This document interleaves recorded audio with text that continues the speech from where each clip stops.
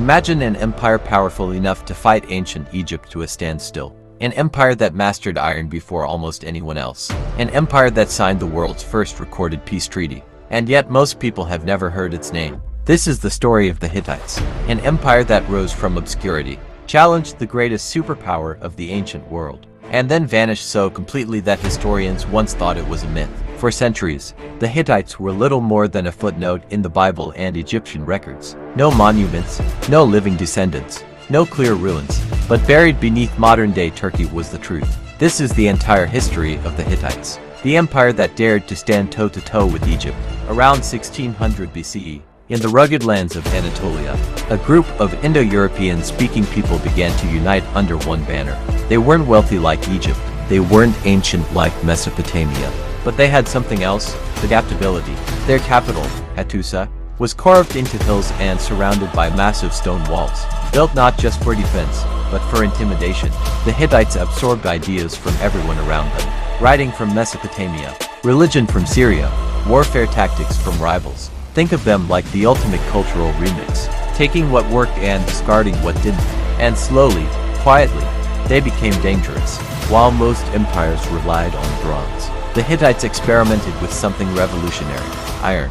Iron weapons were harder, cheaper, and easier to repair. This gave them a military edge that was almost unfair. But the real genius: they kept iron working a secret. To the outside world, Hittite weapons seemed almost magical. Stronger swords, tougher armor. It was like bringing steel knives to a Bronze Age knife fight. And with that edge, the Hittites expanded. Eventually, there was only one power left to challenge: Egypt. At the time, Egypt was at its peak under Pharaoh Ramesses II. Rich, confident, and battle-tested. The clash came at Kadesh, around 1274 BCE. This wasn't just a battle, it was a superpower showdown. Chariots thundered across the plains. Tens of thousands of soldiers collided. Both sides claimed victory. Both sides exaggerated the outcome. But here's the truth: no one won, and that's what made history.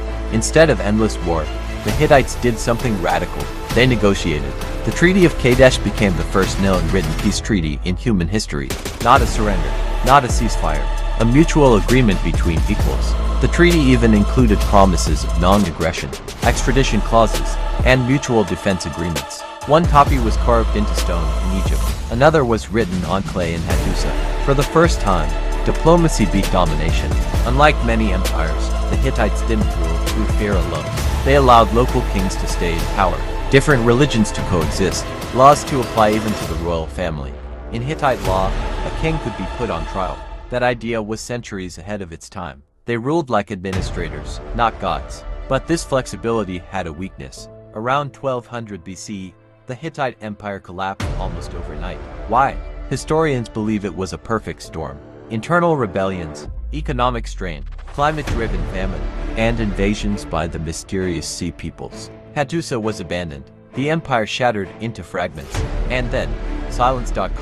For centuries, the Hittites disappeared from memory, until archaeologists uncovered their cities, treaties, and laws buried beneath the earth. They weren't a footnote. They were pioneers of iron warfare, of international law, of diplomacy over destruction. The Hittites remind us that history doesn't always remember the most powerful, only the most visible. And sometimes, the greatest empires are the ones we almost forgot.